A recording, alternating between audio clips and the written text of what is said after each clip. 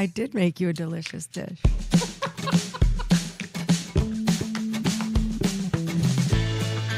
But hell hath no fury like a woman scorned, and Michelle Triola, like a screeching, squealing, rapacious swamp sow, is after actor Lee Marvin's last $3 million. Dan, there's an old saying. Behind every successful man, there's a woman. A loving, giving, caring woman. But you wouldn't know about that, Dan, because there's no old saying about what's behind a miserable failure. Oh, boy. Welcome to the Kindness Chronicles, where once again we hope to inject the world with a dose of the Minnesota kindness that it desperately needs. That voice that you heard at the very beginning of our song was our special guest today, Mrs. Schwietz. Welcome, Mrs. Schwietz. Thank you, but you didn't train me. How was I supposed to know? I know. There's no stop sign. But we don't have a sign in here. We need a recording sign that goes. And let air. me explain why Mrs. Schwietz is with us. And who today. are you? What's I'm going John on? What are we doing? Schwietz. Welcome. Hello. I'm here with my friend Steve Brown. Hi. My other friend Jeff Hoffman. Hey. Our other friends KG and Dempsey are both tied up somewhere. I think KG is flying from L.A. to Seattle for the hockey team. West Coast. Yes, and Mrs. Schwietz, Becky Schwietz, is with us. Welcome. And First time on the podcast. This is it. I mean, You're I always had a upstairs or somewhere near. Little snippet in one of the Galentine's things back Oh, in the right. day, Galentine's coming up again. We're going to have to. That'll but be they'll fun. all be here again. Oh, good. I can hardly wait. But we started talking about a topic for this is the first Happy New Year, everyone. Yeah, Happy New Year. This is our first show of the year, and we're gonna kind of catch up and see where we've all been. But I started talking about the topic that we're going to address today, and Mrs. Schwietz had very strong opinions on the matter. So I said, "Well, okay, Big Shot, why don't you join us for the podcast?" And here she is. Great idea. Yeah, she looks fantastic. And I brought treats. She did bring Nice. treats. They're awesome. Peanut Bars. butter coconut treats. Or? Yeah, they're Yeah, half baked harvest. oh. so Butter good. for you, peanut butter. You sound like Delicious. the woman from Delicious the dish. Delicious Dish. Sweaty balls. I like I was gonna I say like it, her but- voice. So, yeah, well, yeah, you I guess. sound just like It kind of does. I just saw that. I saw that thing a bunch of times now recently. I don't know why, but it's actually really funny watching them. Those ladies don't crack. No. They are so good in that. You Molly know, all the Shannon. SNL things you see now, all the clips, everyone's laughing all the time. Molly Shannon and I forgot. Anna Gasteyer. They're Is that so who I good. am, is Molly? Molly Yeah, that's Shannon, Molly. Yeah. Yeah. They are Don't do just that. so We're on straight. film. It's good stuff. We're on camera. She's over there sniffing her armpits. It's a good bit. So, how was your New Year's? What did you do? Anything fun? We actually had a nice dinner with our friends John and Amy. You know John and Amy, Yes. and our friend Brooke. My wife Jennifer and I, and that gang had a dinner at Brick House. They're like drinks and snacks in White Bear. We love it. Early, and then we went back home because our 20-something children were having a Are party. you talking about Amy Paulson? No.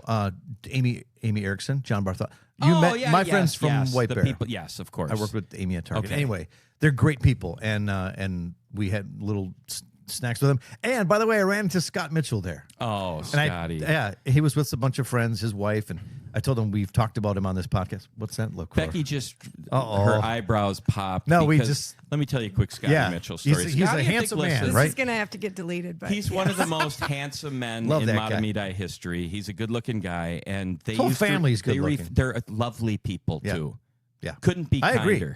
They are kind people. I know. Pat, their mom, was absolutely a legend of Matamidi. Yeah.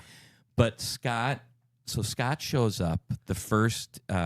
He was class of '88. He was the good. same age as you. I'm a junior at St. Thomas, and Scotty Mitchell shows up, and he's a football Freshman. player. Yeah. And I run into him, and I said, "Wait a second, you're not Scotty Mitchell, the Larkin dancer, are you?" And he looks at me, and goes, "What? Shut up! Don't tell." Shut up. And I go, "Let's see a shuffle ball change, Scotty Mitchell. Let's see what you got." Because I used to go, because my sister was a Larkin dancer. She wasn't like on the senior line, but I used to go because I liked to look at Marnie Mitchell, now known as Marnie Maroney. Yeah. But she was always, she looked nice. I just a ran into great her. dancer. She was a great dancer. I was interested in her talent, if you know what I mean. I think we're going, this is not PG anymore. I apologize. Just to own up to something, I need to tell you, during those days, I also was a dancer. what?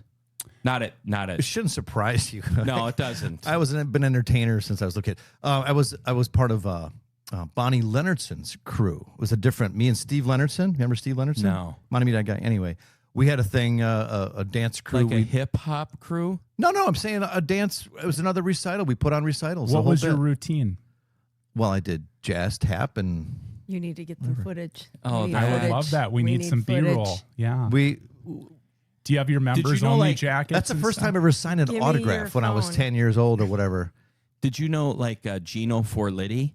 Yeah. He wasn't in our group. He was a Larkin guy. Yeah, Gino is still a dancer, from Yeah. what I understand. Yeah, very but it was talented Scott guy. Mitchell, Yeah. his brother, Tim. All the Mitchells were great Hey, dancers. dancing's great for you as an athlete. Sure it is. Yeah, I did it Do because you I know love. how to dance, John? I can do enough. Let's talk about. Yeah, we're pretty far Jeff, off here. How was New Year's for you? It was great. I was kind of working because there was a wedding that I filmed. And so it was really nice. It was the Randy Backus. Heather Yeah. Backus's daughter, Brooklyn, and Marcus. So Oh, lovely. yeah, I'm being formal because that's what it was said on the program, Brooklyn and Marcus, but it's Brooke. It's and Marcus. Brooke. Yeah. Yeah. Oh, That's cool. So you did all the production for their wedding. You set up the cameras and It was actually not like this, but it was more just roaming around, and I had that camera up there. that's and not so easy work, Jeff. That's hard work. It was. I was on my toes. There's a lot of pressure too to Yeah. get it right. That's rough. I turned Good over for the you. footage today. Randy seems pleased. So Good. Yeah, I'm not we'll surprised. Keep our fingers crossed. Our daughter's special friend Schmoopy, we call him Schmoopy, Orrin Hamilton, he does that. He videotapes Oh, that's right. weddings, but he also, we watched last night, best the football entire game ever.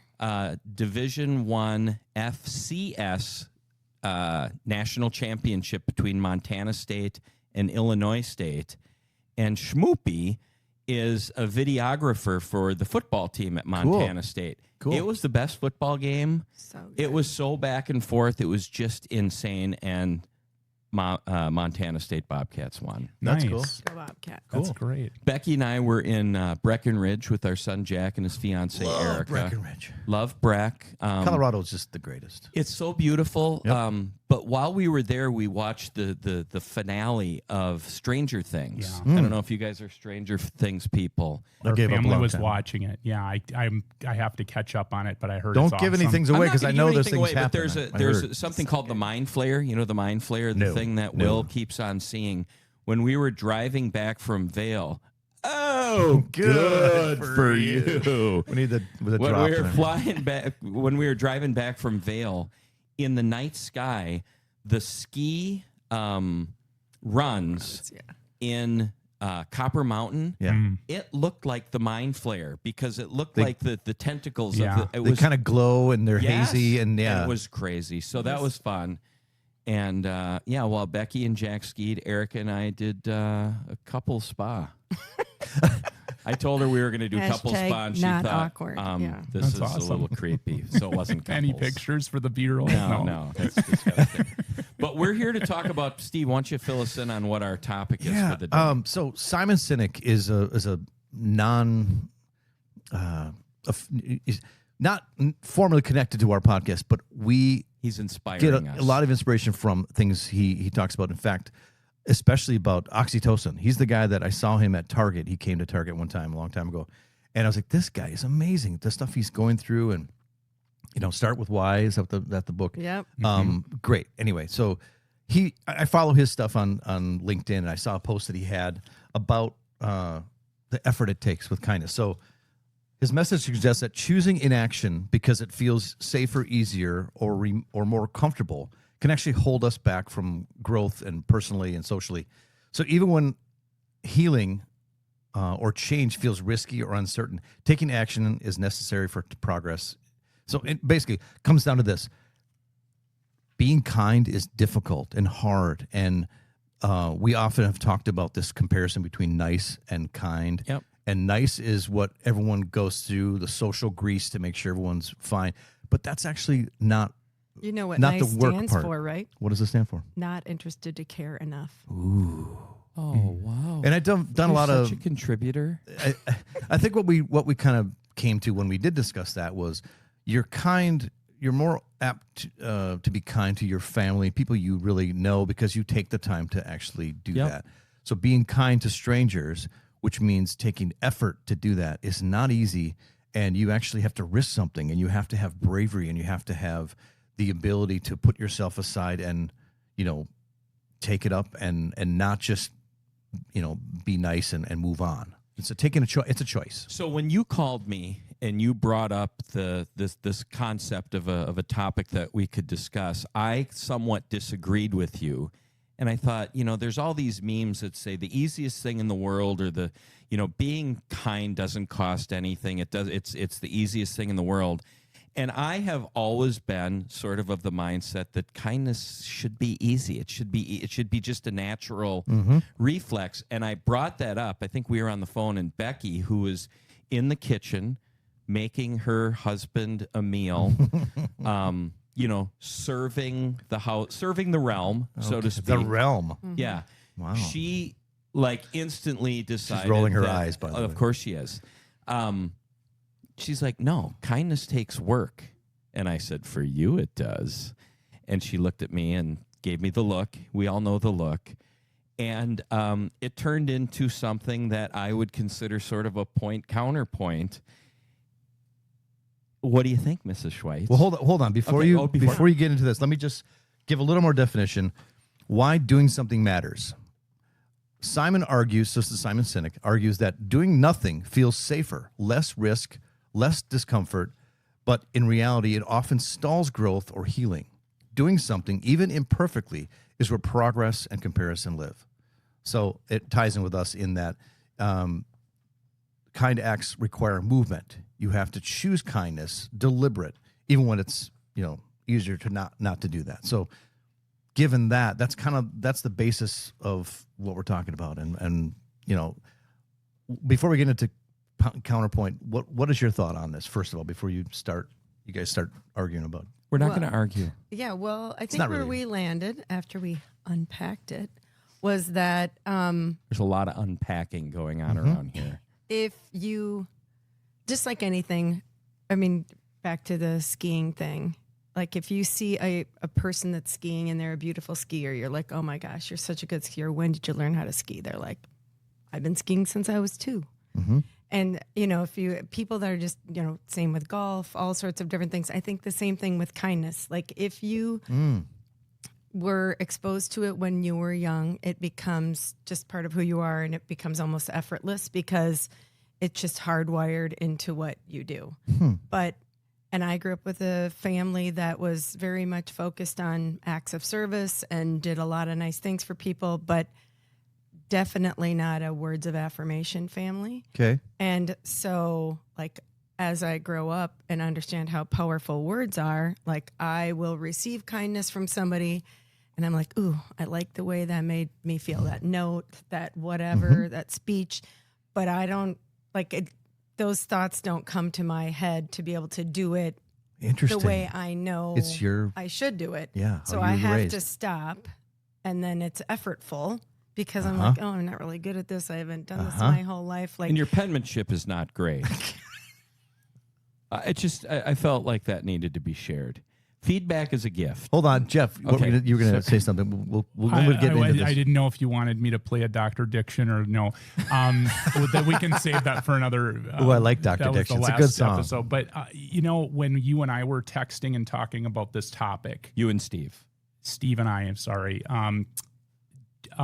I thought of what John had shared many episodes in the past. He's talked about the platinum rule. Yeah.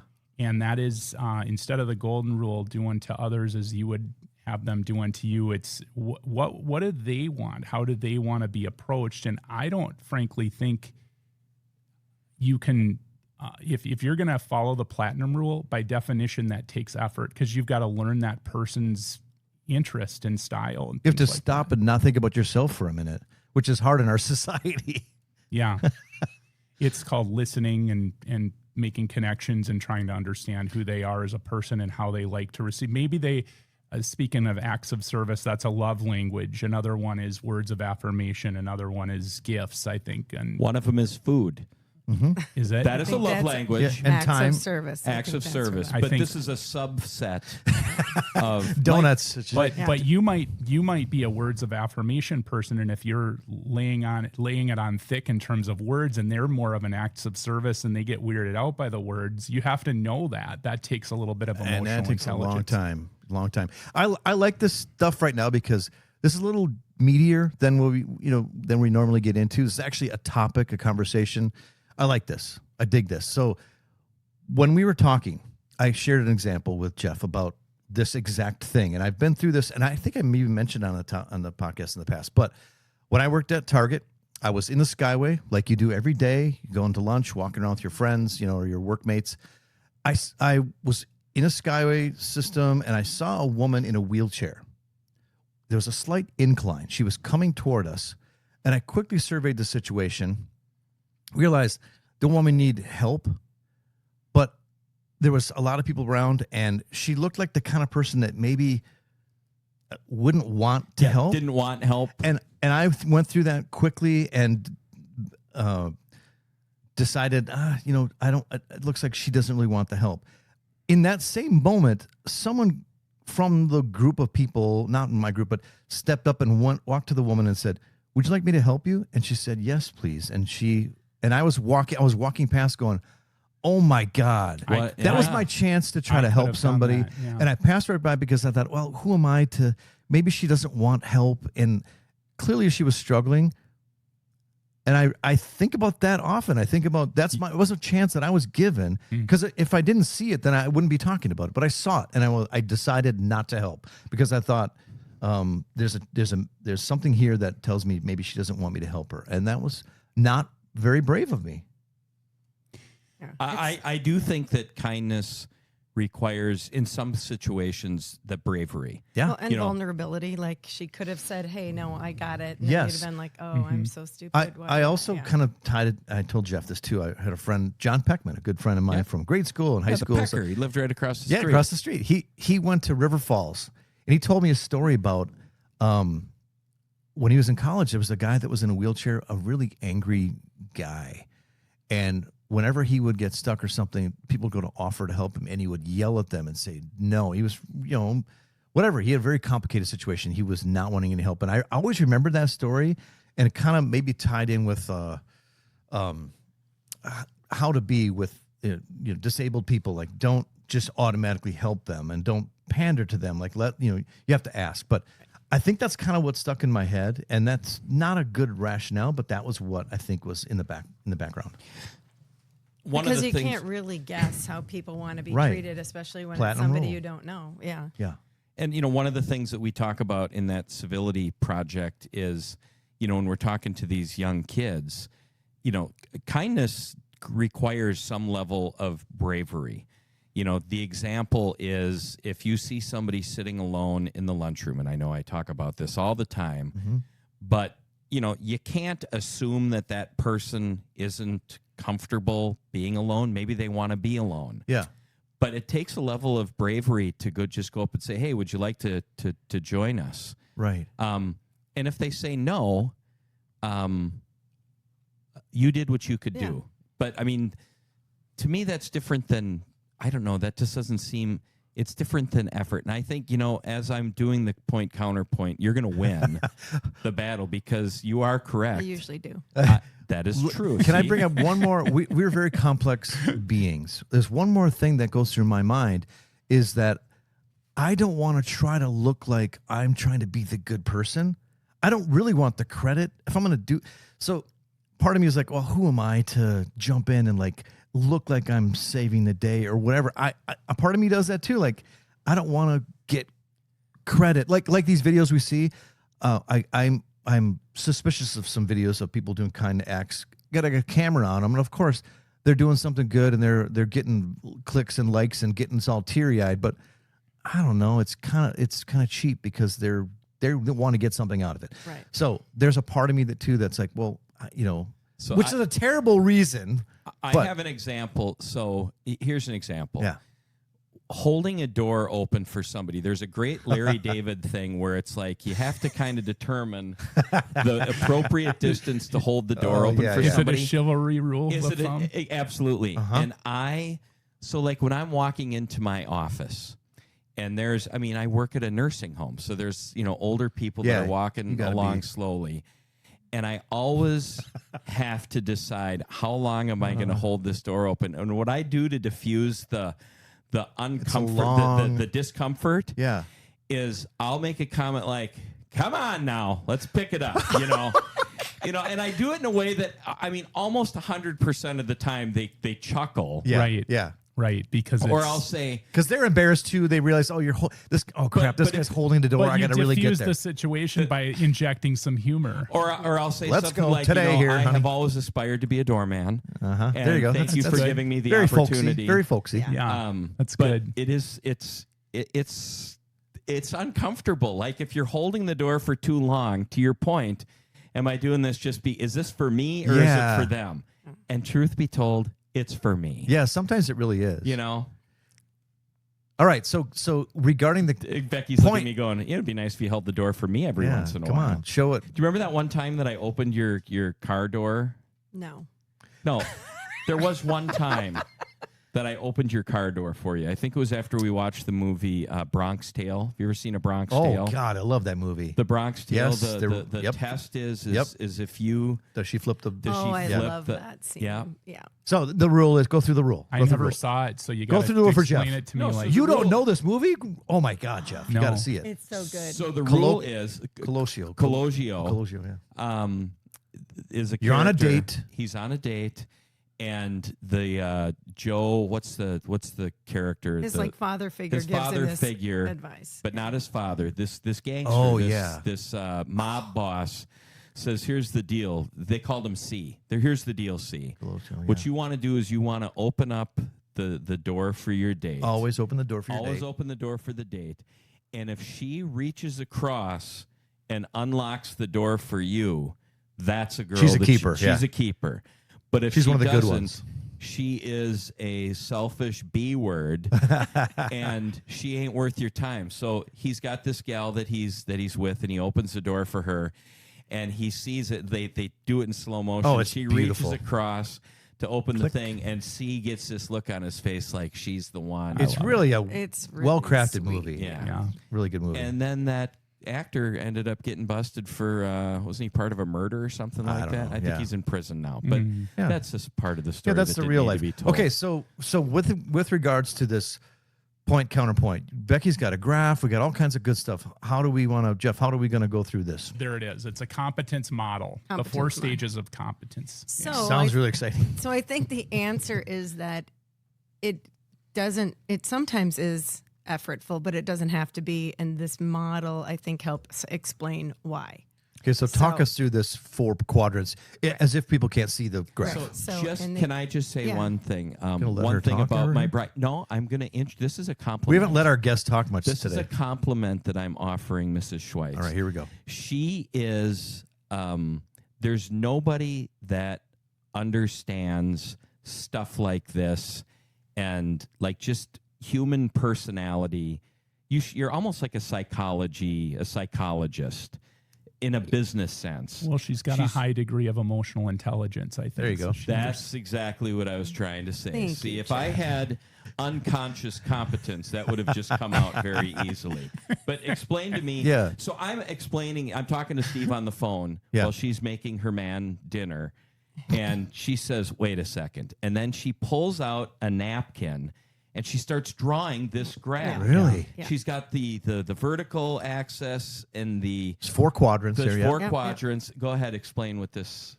Yeah, so if you don't know something, I'm just going to start in the top left. So, wait, hang on a second. That's left.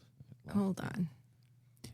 Top left is Hold where on. you're unaware and it's in you're just Yeah. Top you left. don't even So know you're- you don't know. Yeah, exactly. You're unaware, but you don't even know you're unaware. So, it's kind of ignorant bliss, Yep. right? Like Yeah. you just don't know. Mm-hmm. And then what happens is you find out that this is a thing.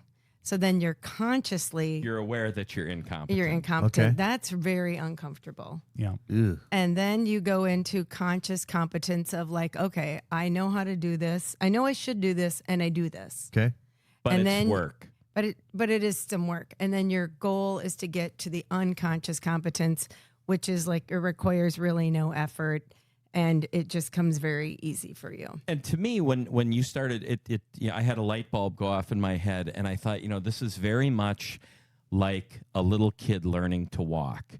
Like initially, It's any you skill. don't realize It's how a- stupid that you look as a it's- little kid. Yeah. Any skill is probably like that. That's right. Yeah. But The goal is to get to that far right corner, which is unconscious competence. So you don't have to think about it, and you are really skilled at it. it's It's very just automatic. reflexive. Yeah. And so I think if you were to then overlay like kindness and how it works, like if you took the things that you were exposed to when you were young and it just become part of who you are. And so for me, I love to cook. I mean, that was part of growing up. Everybody, you just made things for people. You made things, you brought them to church. You made things, you brought them to friends. You made things with friends. So that is all unconscious competence for me. And some people, I think it's really funny. Like if I say I'm going to make a big dinner, I mean, we made a recipe for Christmas Here we that go. took us 20 hours. What? When you were a Yes. kid? No, we No. did that this weekend. Okay. This last weekend. What was it? So have Here you we heard go. of the new cookbook? Because I know what it's you guys called- made 2 years ago. I was here. Yeah, so this was stopped in for by, this is Good Things, is the cookbook by Sareem Nasrat. that. Okay. And mean, so Sareem, everybody knows we Sareem. did lasagna, like a lazy sugo. So started 2 days in advance. Describe what a lazy sugo is. So it's like your Lazy meat, your Susan meat sauce. Turns. Yeah. So it's the San Marzano Slow roast. tomatoes and beef shank, pork shoulder, shoulder. the whole deal. That sounds. I'm getting hungry now. Okay. So Yeah, then sounds awesome. you let that sit for a couple of days, and then we made a bechamel. So your flour, butter, milk, nutmeg, the whole thing. So like a white cream sauce. What is this Mediterranean food? What is this? It's Italian. Okay, I didn't Yeah. catch And that. then we made from scratch lasagna noodles. So just the type Flat double O noodles. flour Okay. with some Cranking 'em eggs and out. just cranking Yeah. them out. And then you layer it. You do the lasagna, the meat sauce, the bechamel, the parm, and so on and so on. And it was And Did how it, many- it turned out great. it Oh was my God. amazing. Jeff's Like- got a question about this Well, recipe. you mentioned at the beginning of this episode you were born into a family where this became part of, and I'll just use words like this became part of your core values to give back to people. So when you were little and you didn't know how to cook and you just, were a toddler, obviously you were in the unconscious incompetence phase. But at some point, you must have seen your mom or someone deliver a meal and saw the smile it brought to people, and you became consciously incompetent in Yep. that you knew what was going on. You wanted some of that, and you just needed to be taught how to do it. So you see where I'm going? Yep, totally. I'd love a story. So my mom's mom died when she was 5, and and her dad wasn't a good dad, and so all of her and her 4 siblings were all taken in by aunts and uncles, and so this is sort of my mom's story, but then kind of come into my life. I experienced my parents always taking other kids in, like so. Growing up, we had probably a half a dozen people who had trouble in their life and they needed a place, and my parents took them in. And so I feel like if you start in the unconscious incompetence, like, of course, you wouldn't know about taking people in. That seems kind of risky, like into your house. They're going to live with you. What? Crazy. And then, but I saw it. I saw the value of it. I saw how much joy the people that lived with us got. I saw the joy that we got with them living with us. And so as we got married, then I decide to be that person. I study abroad in Japan. I have a whole family that takes me in. And then I felt like so like indebted to them. And I was like, Nice. you can never really pay them back. But you can pay it forward. And so we, for 10 years, At least. had au pairs live with us. And From other countries. from right? other countries, yep. So we had Poland, Poland, Germany, Germany. Bosnia, Colombia. And so it was very comfortable for me to have people that weren't part of my family living in my house. And we just treated them like part of the family, and they've become part of the family. Exactly. Yeah. I mean, especially, Nirmana. Yeah. Who is you mentioned her often. Well, Yeah. she's I mean, truly She's like a daughter. We refer to her as our love child. But I was uncomfortable because we met in 1986, and that's when she and was then born. she was born in 1987, Weird. and so that I think we're getting into a some weird backstory. area. Well, you started with the love child. So. What the heck? Yes. Okay. So that hit the mark. That's Jeff? good. That's Is a that good what example. you're That was looking for? perfect. Yeah. My question is then, John, what's your counterpoint to what you think kindness should be, based on her saying it takes time and you have to learn it from your family, basically, and you have to be sort of brought into it. I'm going to lose this counterpoint thing because I now kind of have a better understanding of the journey that it took. Yeah. But, I too. You think you're just born kind? Well, no, I was in a family that also not a lot of words of affirmation, but very, very generous people, just good folks. Yeah. Well, and I think good connectors. And so here's the example. My mother and father, their love language is essentially connecting with people and trying to find some commonality with those people. Yeah. I mean, we experienced it with your mom and my my mom and dad were both like that too. But yeah. your mom and my mom, when they were sitting down here, Yeah. they knew everybody from the East Side. Yep. But it's become that has always been very natural for me because I witnessed it my whole life. Yeah. So you always know people's names. It's insane. I do make, You do? Like, we will run into somebody at Market Fest, and he's like, "That was my 4th grade friend John's brother Joe." Well, you spotted me in Bloomington one day, years but after you're we've Steve seen Brown. each other. You were famous. No. It was years after I hadn't seen you for 20 years, maybe. And you're like, Steve Brown, what are you doing here? What? You How would you remember recognize- faces and well, you looked don't at me you? and said, "How did you get so fat?" No, I did not. But It was great to see you. you could be the person that's like, "Yeah, I think that's Steve Brown," but what if it's not? I'm gonna feel really stupid, Right. so I'm not gonna say anything. But he's got that. He'll just And say I do it. go up and ask, and every once in a while, it's not somebody that I misses know. once in a while. I miss the mark, but for whatever reason, I just feel compelled to acknowledge. Well, and you for the most part, because I've witnessed this many times with you. I'm starting to work on that. I did that. I was telling you, I saw Scott Mitchell. I got to go talk to Scott Mitchell. When we go out for dinner, when we go to Yeah. the Brick House, You for always example, see somebody. There's always you'll get up somebody- and go across the room I and talk to have them. to do He it. does it all the I'm time. compelled Yeah. to But do what it. I was going to say was, think about if you're the one sitting there, who doesn't want someone to come up and just give them a, hey, good to see you. Like, everybody likes that. People don't want to. More so, people don't want to be the one to do it, but everyone likes to be acknowledged, right? A would friend, as long agree. as you're not hanging out, sitting down, eating their food with them, you're basically Isn't that saying hello. saying the most beautiful sound is The sound of your own the sound voice, of your yeah. own voice on Yeah. someone else's lips? Yeah. That's- Yeah. Yep. Dale Carnegie. That's a Dale Carnegie thing. That's right. 1933. How to win friends and Influence people. So yeah. you're saying it is natural for you. But apparently, now when I I don't look think back, you'd have decoded it. I hadn't yeah. decoded it like that. Okay. I have always You were unconsciously competent. It just happened naturally over time. I'm just a great guy, I guess. Well, I will Is say that this. where we're going with this? No, it's not at all. I will say this, and this is, I don't know how this ties in, but my son Ben, who's been on the podcast, I just want to, when he was a kid, I think I'd mentioned this before, he was always kind and so young that we didn't teach him things. He would just do something, and I'd look at my wife and go, "Why did you just do that?" We didn't teach him that. He would There do is, something for his I think sister there's or something. I think there is a superpower people are born with. Everybody's got their strengths. John must be able to remember faces and names, and or just has a drive to do that, and he was born with that. And I I don't think I that also- is your superpower. I yeah. also take Prevagen You know. It's not and true. and Steve, you're like that, and probably your interest in performing and being an Elvis impersonator and just kind of making people's day up on stage. That's There's just selfish. I get a rush from that. I love it, but that's but if it makes people laugh and smile, then you've made their day too. So that's sort of a oxytocin. superpower. Mm-hmm. It's a give and take.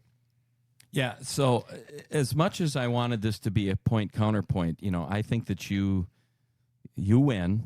Thank you. So it sounds That's like why I'm on. it really is something that kind of, it's not naturally inborn, but you gain it from your environment, right? You know, so a lot of that. I actually have another point, not to dominate, but I also think it does require a person to make a conscious decision.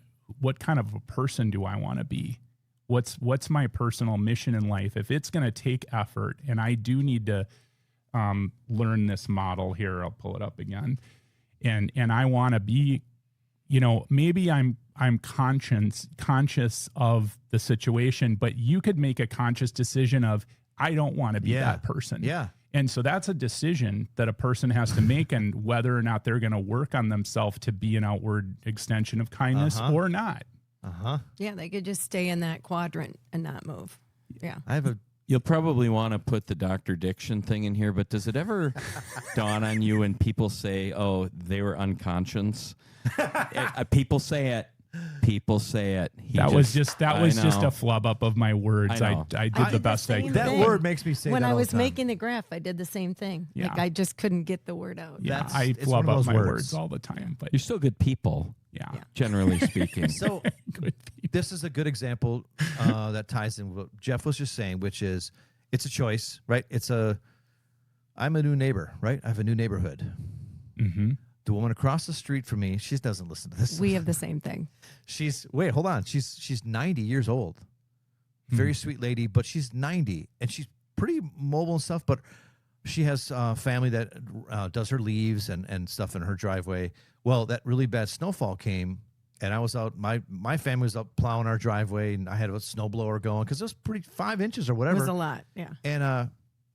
And we kind of looked at each other and like, let's just keep going. We did her driveway too, right? It's across the street. It's an easy driveway.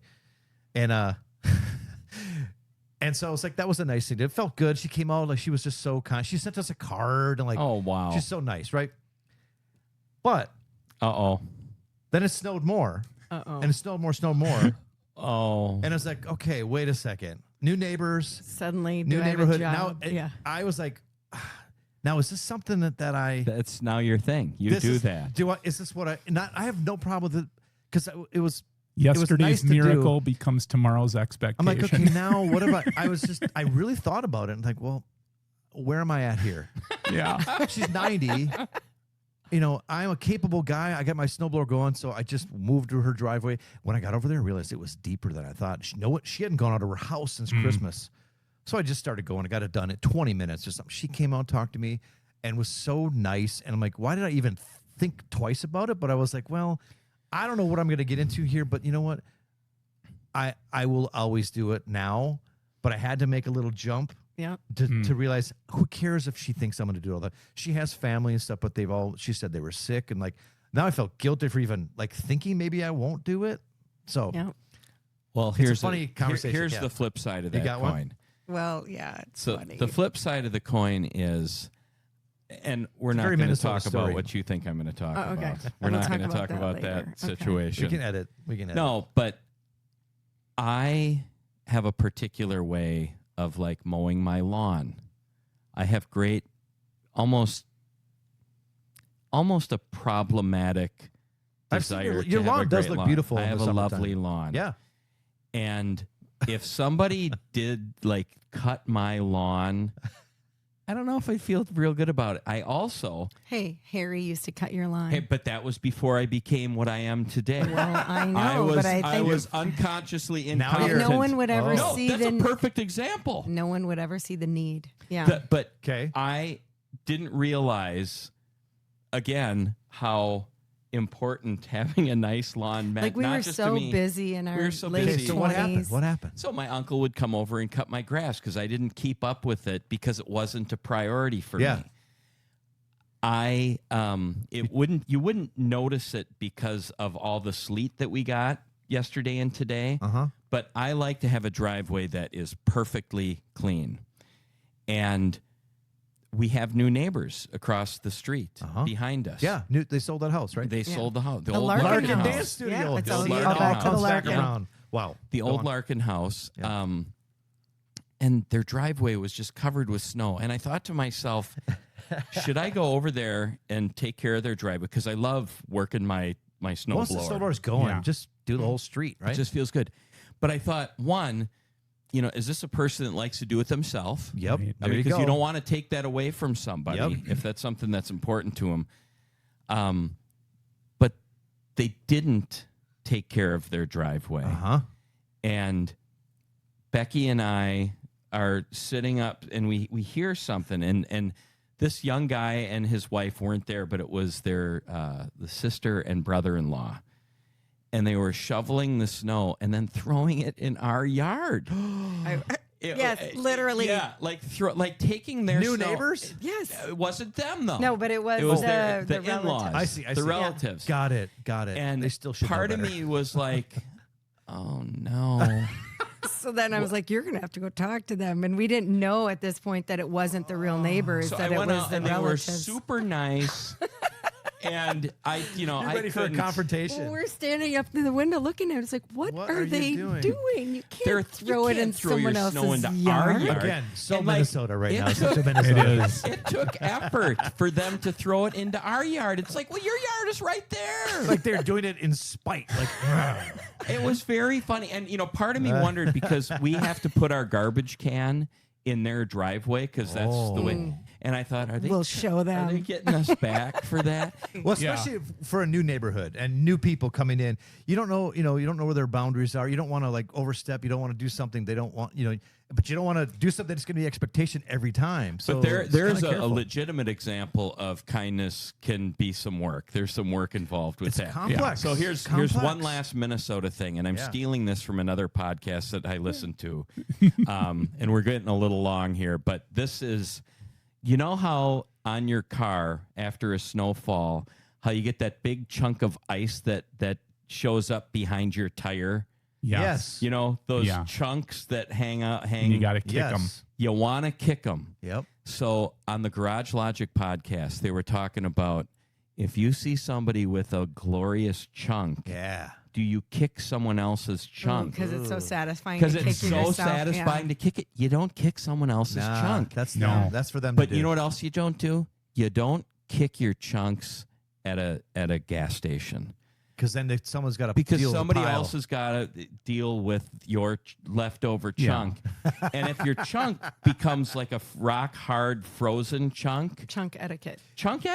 Yeah, you got to scoop it. You got to lift it So and get it what out. That's have right. we discovered here? A lot Yeah, so of if we Minnesota take it stuff. back to the graph, Yeah. I think we can You're say going to be that on this more often. that She's pulling it together. if you're just born with it and it's your superpower, you automatically land in the blue unconscious competence. Yep. And if you grow up with it, like you go through the whole cycle, the purple, yellow, green, blue, you go through the whole cycle. But what we haven't discussed is things of when it's not, like as an adult, when you are unconsciously incompetent, when you start doing these things. Well, and I think a lot of that has to do with just how you're raised. I think that if you're a person that has never experienced Yeah. kindness that just comes naturally to people, Because then it becomes like your friends, your coworker, and then you Yeah. see how they Which- Right. Yeah, You have to learn. You have to come to a point in your life where you see there's the value. So you have to. Maybe you're unconsciously incompetent. You don't even know that you're not kind, and you go, "Oh, wait, what's going on here?" You actually have to make a choice and go, "I want to be more like my friends." And or, that's you the know. lesson of this podcast. Do more kindness, because not everybody has maybe a great upbringing where they can learn this or role model others. So the only role model we have Thank is God our we're here, John. you know well, what? and you're just gonna have blind spots. Like I think when Yeah. we went through, like until you have a close loved one pass, you don't really know what goes on or what Yeah. people are going through, and then all of a sudden you're going through it, and people are Yes. bringing you meals and they're bringing you Yes. flowers and they're giving you It's gift way more important cards than you and think, notes, yeah. and you're like, oh wow, I never did that for so and so, and suddenly you're like, oh shoot, that felt really good. I'm going to do that next time because I think we should have a whole show on some of the social norms, not the snow shoveling stuff, but social norms that I didn't discover until I was old, till like my dad died, about things that people do for families. I had no idea. We're like, oh my God. People and gave I will us money. say that that's another thing that my parents taught me. As Becky laughs, I am a professional funeral goer. he goes to all the funerals. Yeah. I go to You all are, the that's funerals. right. I mean, I know all the songs by heart. You know, the Eagles' Wings. And your dad was on his deathbed. He was saying, like, just don't be the guy that doesn't show up. Yeah. You know? Yeah. And We should have a what I list of those. realized is when my dad passed, the people that showed up for the wake or showed up for the funeral, it was really special and overwhelming. Yeah. And, you know, people that I mean, it's not that you expect anybody to show up, but there are people that you would imagine would show up. Yeah. But when the people show up Yes. and I'm just going to give an example. The Linehan family. The Linehan family is a group of people that I grew up with on Ferndale in Maplewood. And I hadn't seen any of the Linehans for 35 years, probably 35, maybe even longer. And at the funeral, I'm looking at these people and I'm like, my gosh, they look familiar. They must be somebody that Kate knows, that my sister knows. And they came up to me and they're like, do you recognize me? And it just snapped. Yeah. And Becky Linehan, who was a couple years younger than my sister, I'm like, oh my God. And I just thought to myself, what a gift to my family that they would take the time, the whole group of them. Well, it's also a testament to your dad and mom. Oh, absolutely. That's what that is for. But my example, exactly like that, when my dad died, my boss from work showed up. Your boss. Yeah. Yeah. And didn't expect two different. My former boss at Target showed up, and that was the last person I would expect to be there. But he was there for me. He didn't know my dad, never met my dad. Yeah. But the fact that someone is there, it's almost like a surprise party for you. And like it just goes. It goes really right. deep. Like It does go it's deep. very meaningful when you see people that. Did this kind of outpouring of care and kindness for you. It's crazy. My board chair, Steve Johnson, I've always considered Steve a friend. But the fact that he drove up from Winthrop, Minnesota to go to my dad's funeral, I will forever just adore that guy. It just means something. It's so meaningful. We should have a whole I think we should. I think we should. The norms and just the importance of taking that time to just acknowledge And why it matters. why it matters. What did we learn here? We learned a lot. We learned about going through the competency model. We learned about, making conscious choices. And I learned a lot about just the importance of showing up for people when they might need it. I agree. I also learned some great stories from Becky, and my closing sound clip is a dedication to John and Becky. So Okay, but before we get to that, I would like to address the topic of apologies. Should in a Is this a new topic? relationship, What's going on here? this is going to be a future topic that we're going to invite Becky Which on. I won't be present for. Should the apology ratio between a couple be equal? Like, I'm sorry. Equal to your acts of things that Equal to your- require apologies? I knew you were going to go there. So Yes, they should be equal. Is there some Yeah. stories we need to equal hear? to the requirement based on your behavior. Yeah. Okay. Yeah. This has been delightful, Becky. Thank you for having me. And it's not because it's New Year's Eve. I came here tonight because when you realize you want to spend the rest There of we your go. life with somebody, you want the rest of your life to start as soon as possible. Do you know this is our show? That's You our already show. said that? There we go. Yeah. The song Thank you, Becky. It Had to Be You was the Yeah. song that we played. That was the first song that we danced Yeah. to because we looked at each other and said, it had to be you. I love There you go. it. Thanks Thank for you, coming, Jeff. Becky. Thank Thank you. you. Thank you, guys. Thank you. All right. Happy New Year, everyone. Happy 2026. And off we go. There we go.